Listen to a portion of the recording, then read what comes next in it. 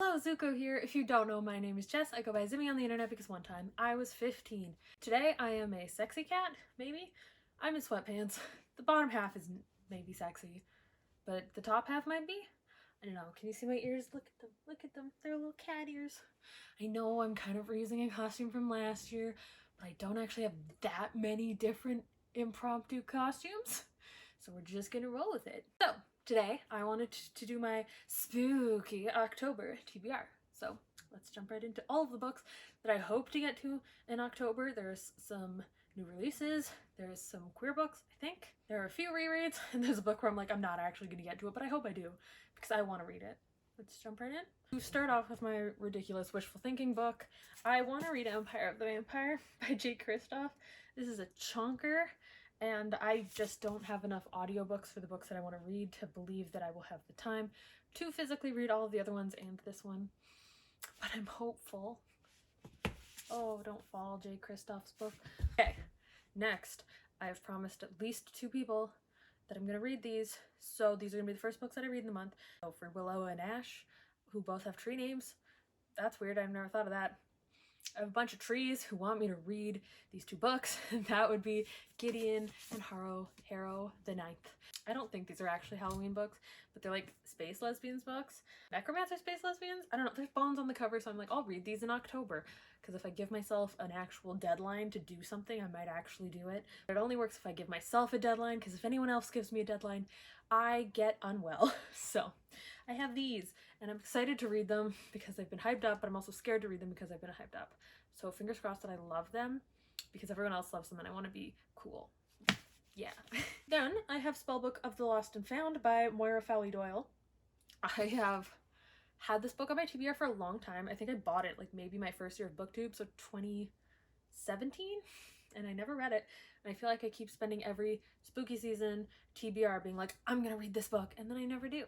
So I think after these 2, this is gonna be my first physical read, I think. I'm not even completely sure what this is about, but I think it might be queer.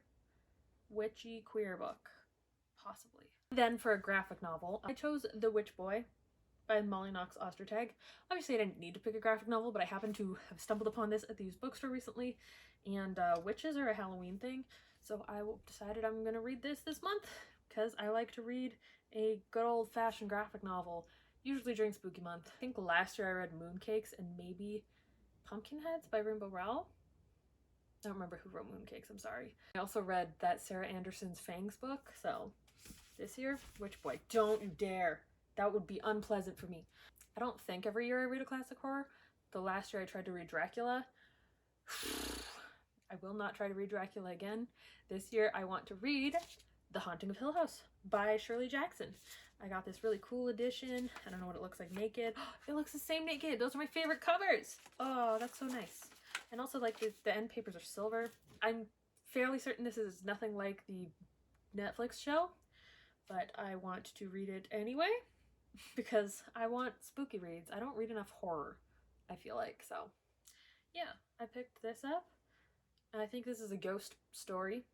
That's all I really know. Then I have The Corpse Queen by Heather M. Herrman. I believe this is a book about a gravedigger who ends up in some kind of nefarious plot. Thought this was queer, I think, maybe. Maybe I wanted it to be queer, but I don't believe it is.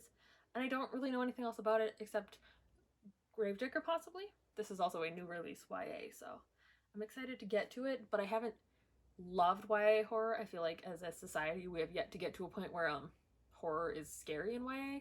It's just kind of like not usually there. And I think there needs to be like a better balance of like actual scary horror for YA, because I don't think I would be scared by most YA horror when I was YA age. And I haven't been scared by like adult horror either, so recommend like good horror books down below and I might actually read them. Then I have upside down book, The Girls Are Never Gone by Sarah Glenn Marsh. I think this is a queer, sapphic possibly, horror, YA horror book. I'm not completely sure. I got this in the mail like the other day, and I'm not even sure what it's about, but I've heard, I believe it's horror. There's like a creepy hand on the front. I want it to be good. I want it to be scary. I'm hoping it's scary. Let it be scary. I'm so excited about this book. This is one of the ones I'm actually like really excited to read. Yeah, this is probably gonna be the like second physical read.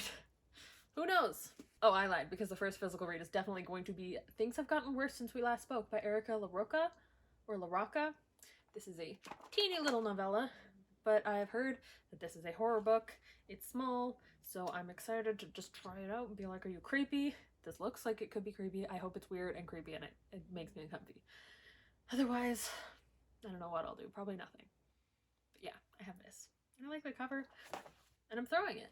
Lastly, I have a pair of rereads. The first one, of course, being Coraline by Neil Gaiman. I read this every spooky season, and I have the audiobook now as well. I bought it on Audible, so I have lots of ways to consume this. I never get bored of reading this book. It's always such like a fun little weird unsettling novella that I love.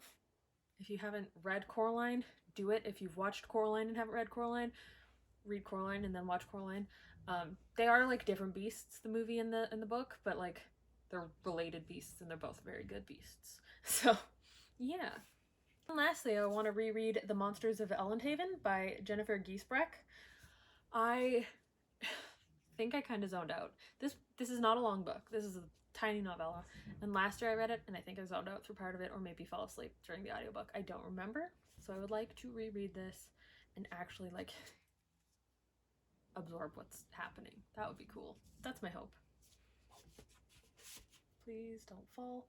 That feels so fucking precarious. Okay.